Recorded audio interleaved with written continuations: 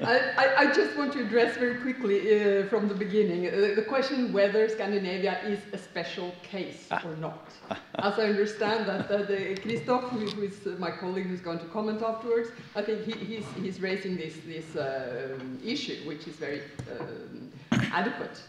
So I will jump to conclusions and say yes and no. Okay. And there are two things involved here. Is Scandinavia a special case in comparison to other cases that we have discussed here? And the other question is actually the Nordics or the Scandinavian region, is it one thing? I will object to the last question, and I will show you while I'm talking that this is not at least anymore the case. The Nordic model started out as more or less one single entity in the early 1970s. But they have grown more different over the years, and particularly after the 1990s. The gap between intentions and output and the liberal paradox that we are discussing in this book context is taking form according to institutional structure and configuration in the various national contexts that we're discussing. And I will, in my chapter, I will discuss how this is concretely spelled out in the context of the Nordic welfare model. And I describe and analyze the contradictory impact of immigration, both institutionally and politically, on the three advanced welfare states in Europe's northern periphery. Similarities and differences within the region is discussed through a historical review since the period starting in the early 1970s. And I use public documents and historical analysis as the empirical basis for the chapter. And I use three areas, policy areas: immigration, integration, and naturalization, as a framing of the analysis. I start out with a historical examination showing how the welfare model provided central preconditions for what kind of policy it was possible and desirable to establish, both politically and institutionally, for the social democratic regimes that were in place at that time.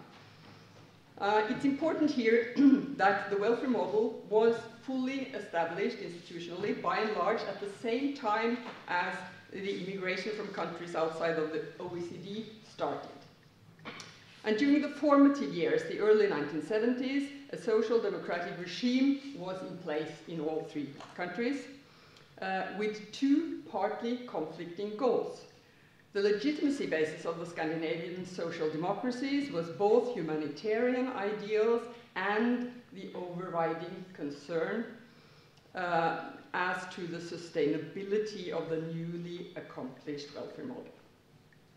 And particularly Sweden aimed at being a world champion on both. From the very beginning, this Nordic take on this juxtaposition has been labeled bounded universalism. Institutionally, the Nordic welfare model has been characterized ideotypically by it is comprehensive in relation to the type of social needs it seeks to satisfy as institutionalized through social rights, which give all citizens the right to a decent standard of living, and as universal, which means covering all in the same way. And important here is the groups of persons that come under the various programs. In Scandinavia, the whole population are included under the same programs. And this also means immigrants with legal residence from day one. And we're now still in the 70s.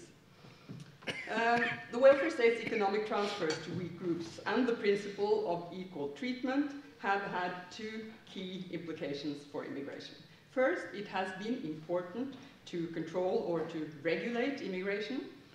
The generous welfare state, which redistributes income to include all inhabitants necessitates delimitation in relation to potential new members from other countries.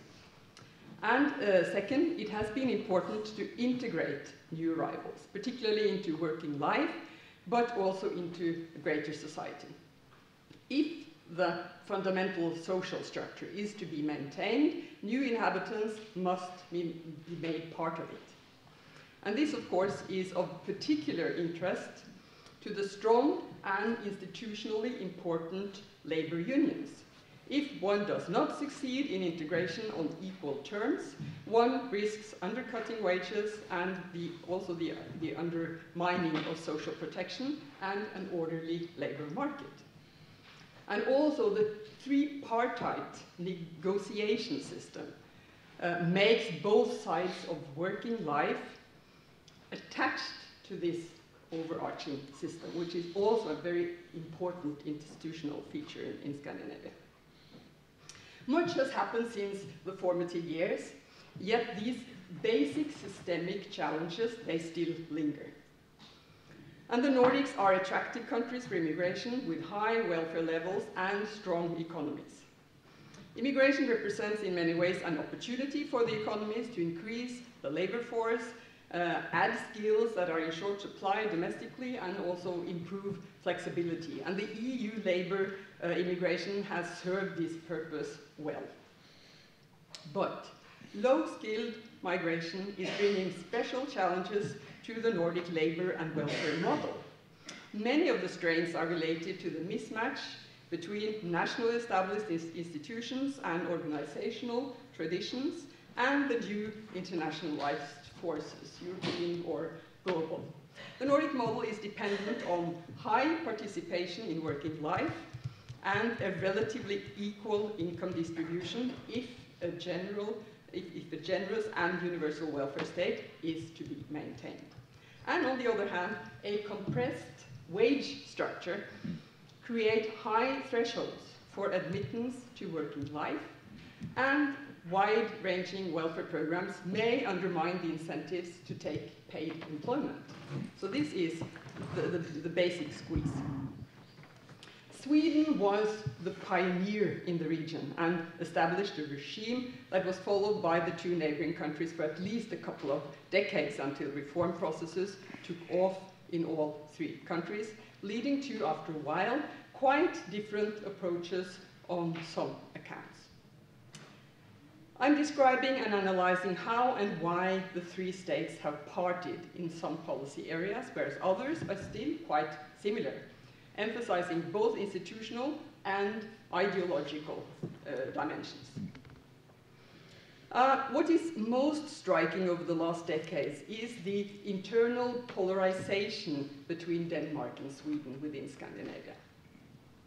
Sweden as a liberal outlier, not only in Scandinavia, but in Europe as such. Denmark with its steadily more restrictive policies on most areas connected to immigration. And Norway is always placed sort of in the middle. Much of the difference in policy in Scandinavia after the initial phase is most likely explained by constellations in party politics. The parties to the right have been differently composed and have had diverse positions on immigration. The Danish Progress Party, Fremskrittspartiet, to the right of the Conservatives, played a role as early as the 1970s with their immigration critical line. Their successor, the Danish People's Party, was very important, particularly after the 2001 election, as a supporter for the center-right coalition government in Denmark. It has strongly influenced the restrictive reform policy that the coalition government introduced at that point. And besides, the Danish Social Democrats have been split on the issue until recently, contributing to a stronger politicization at an earlier stage as compared to Sweden and Norway. In Norway, the Progress Party was established in the 1970s, yet it did not become a profiled anti-immigration party until the late 1980s. This party has been extremely important in premising the public discourse since the 1980s, late 80s, as none of the other parties had considered immigration a winning thing. The Progress Party has, because of increased following, been able to pressure the major parties towards a more restrictive line. Sweden has also faced a notable opposition to immigration in parts of the population, yet there was for long no significant party capitalizing on anti-immigration sentiments represented in parliament. This changed, however, in as late as the 2010 election, when the Sweden Democrats gained 5.7% of the votes. And after this election, this party has had a remarkable growth, so far culminating in the 2018 election, in which it gained more than 17%. Now, the 2015 refugee crisis contributed significantly to their success. Immigrants, particularly the ones from the global south, have brought in a new and sometimes extremely low-skilled element in the Scandinavian middle-class societies.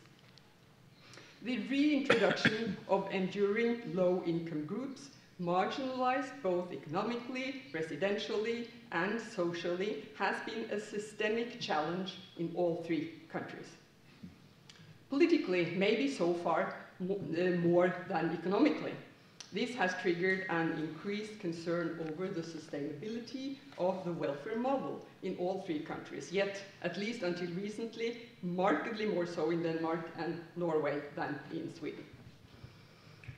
This political discrepancy reveals a variable gap between realpolitik and ideology. Even though the systemic impact of immigration is quite similar in the three economies, the way it has been handled has been increasingly different. This is so particularly in public discourse, but also in actual policymaking. And the cultural dimension, that means the value conflicts introduced through particularly religiously related diversity, has been the most touchy and contentious element in policy making in all three contexts. The success now of the populist right in all three countries can partly be explained by their ownership to identity-based opposition, which has manifested itself in anti-immigration mobilization. Since the 1990s, we have witnessed the emergence of three national policy regimes, still with some basic common features, yet with increasingly distinct approaches to central parameters. And 2015 represented a watershed in Scandinavia, as in many other European contexts. So, lastly, despite its reinstalled border control, Sweden is still the great magnet in the region. And despite the electoral success of the Sweden Democrats, the other parties have managed to keep them at the margins of influence in parliament. The immediate retrenchments in Norway after 2015 have to some extent been moderated, and due to the strongly reduced inflow after 2015, public pressure has largely waned. Denmark, on the other hand, has emerged as an entrenched hardliner, now taking off in qualitatively new directions with its dualized welfare state and diluted integration endeavors. Denmark is now actually breaking away from this welfare stately baseline policy that I referred to in the beginning of my talk. But how this will look when it comes to the practice and the implementation of this new hardliner policy is really too early to conclude. Thank you.